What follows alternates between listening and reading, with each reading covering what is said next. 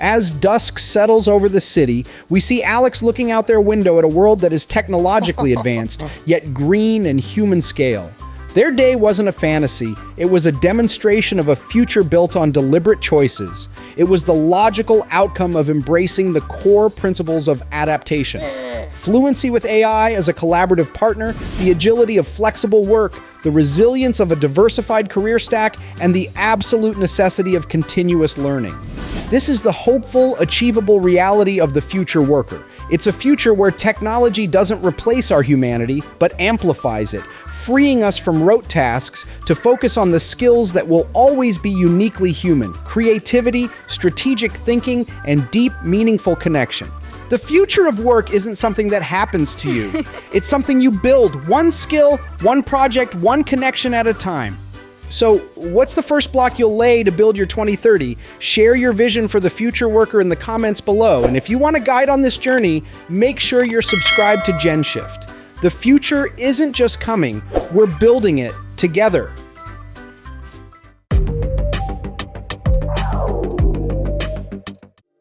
1. Beyond the hype, the trillion-dollar attention machine. That $480 billion figure isn't just a number, it's an economic earthquake. By 2027, the creator economy is projected to be larger than the GDP of entire countries. But this economy doesn't mine minerals or manufacture cars. It trades in a far more valuable and infinitely renewable resource: human attention. Think of attention as the new oil. It's the raw material that fuels this entire system. Every second you spend watching, liking, or commenting is a microtransaction. Individually, it's almost worthless.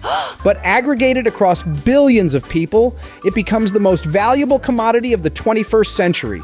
The question is, why is this explosion happening now? The answer lies in a perfect storm of technological, social, and psychological shifts. For a century, our attention was controlled by a handful of powerful gatekeepers. TV networks, movie studios, and record labels. They decided who got a voice and what we saw. The internet, and specifically social media, didn't just give us new channels. It dynamited the gates. This power shift is stark when you look at the numbers. While the traditional corporate media economy grows at a sluggish 5% annually, the creator economy is exploding at a rate of over 25% per year.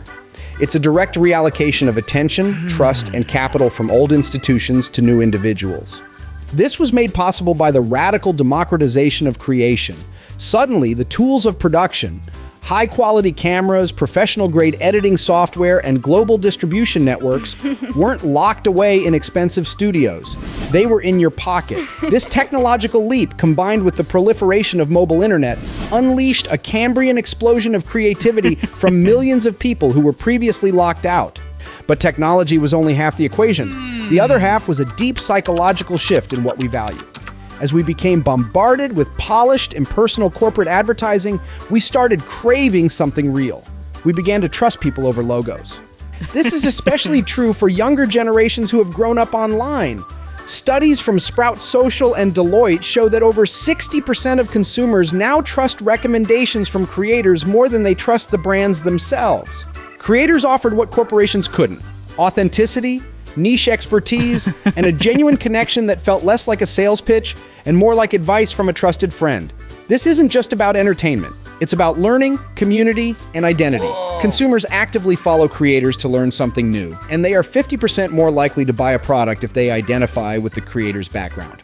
This isn't a bubble or a fleeting trend. It's a fundamental restructuring of how culture is made, consumed, and monetized. It represents a massive transfer of power, attention, and money from centralized institutions to a decentralized network of individuals. And that entire network runs on a single powerful engine that converts attention into influence and influence into currency. 2.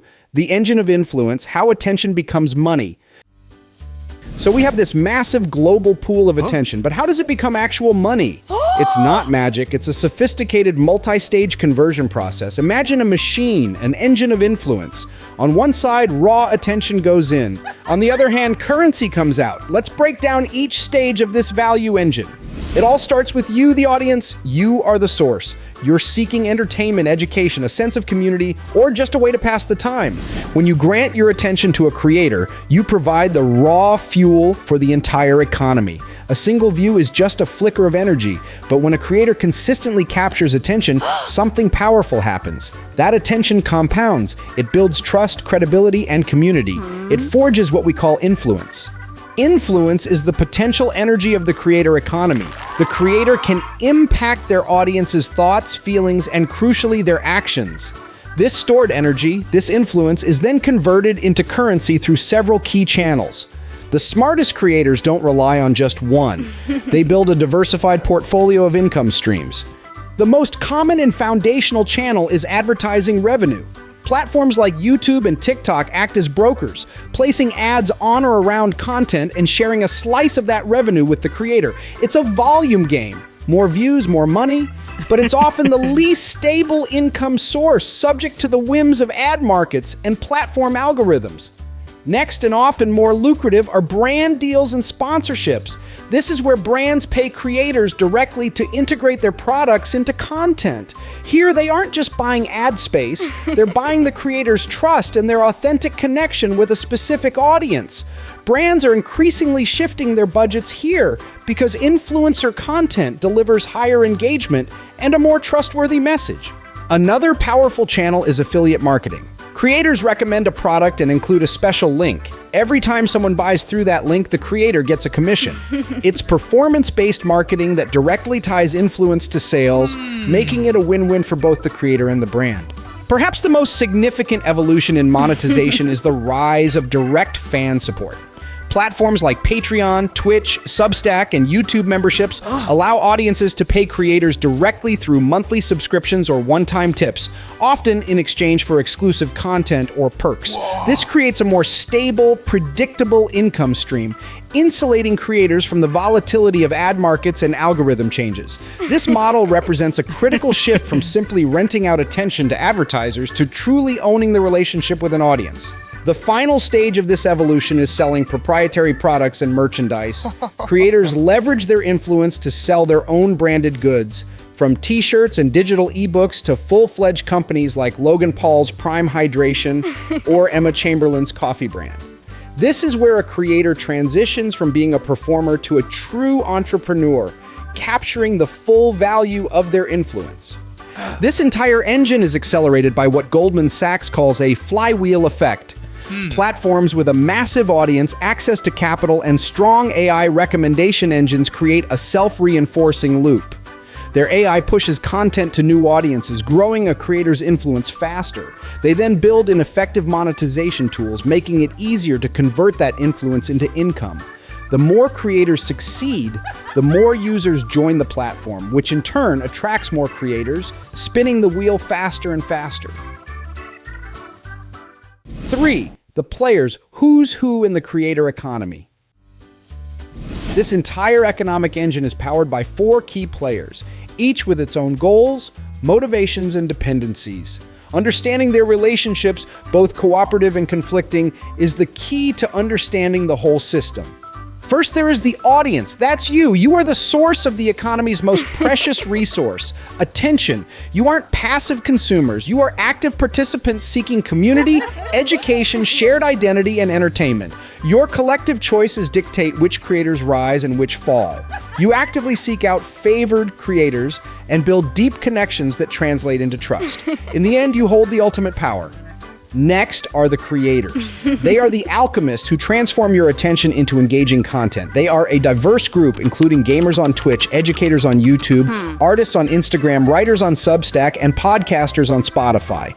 Their motivations are complex, driven by a mix of passion, the desire for autonomy and creative freedom, and the need to build a sustainable career. They seek fair compensation and long-term support from brands, but above all, they crave the freedom to execute their creative vision. Third are the platforms. YouTube, TikTok, Instagram, Twitch. They are the digital arenas where creators and audiences connect. They provide the infrastructure, content hosting, discovery algorithms, and monetization tools. Their motivation is simple. Keep as many people on their platform for as long as possible to gather data and sell ads. They are not a public service. They are attention marketplaces whose business models are built on maximizing user engagement. Finally, there are the brands and advertisers. They are the investors who inject massive amounts of capital into the ecosystem. They are looking for what they can no longer easily buy: your trusted attention. By partnering with creators, they hope to tap into niche communities, build brand loyalty, and drive sales in a way that feels authentic, not forced. On the surface, it's a perfect symbiosis. But beneath the surface, there are deep and growing tensions. The platform's relentless need for constant content, driven by algorithms that reward frequency, leads directly to creator burnout. The opaque nature of these algorithms means a creator's income can vanish overnight, creating immense financial instability and platform dependence. And as the economy grows, a stark inequality is emerging. While superstars earn millions, a creator middle class is struggling to survive, squeezed between the massive and the micro, with brand deals becoming harder to secure as marketers demand hyper-niche targeting and clear ROI. The promise of creative freedom often clashes with the harsh reality of running a business in a highly competitive, algorithm-driven world where you are always on. Conclusion. So the creator economy isn't magic. It's a massive, complex ecosystem, a powerful new model for work and value exchange built on the currency of attention. It flows from the audience, is forged into influence by creators, and monetized through a global marketplace run by platforms and funded by brands. The black box is now open. Understanding these mechanics, the drivers, the value chain, the players, and the tensions doesn't just make you a smarter consumer of content. It gives you a strategic map. It transforms you from a passive participant into an informed navigator of the future of work, empowering you with foundational knowledge in a world that's rapidly changing. What part of this economy surprises you the most, and where do you see it heading next? Let us know your thoughts in the comments below. For more deep dives that give you the strategic intelligence to thrive, make sure you subscribe to GenShift and turn on notifications. The future of work is here. It's time to understand the new playbook.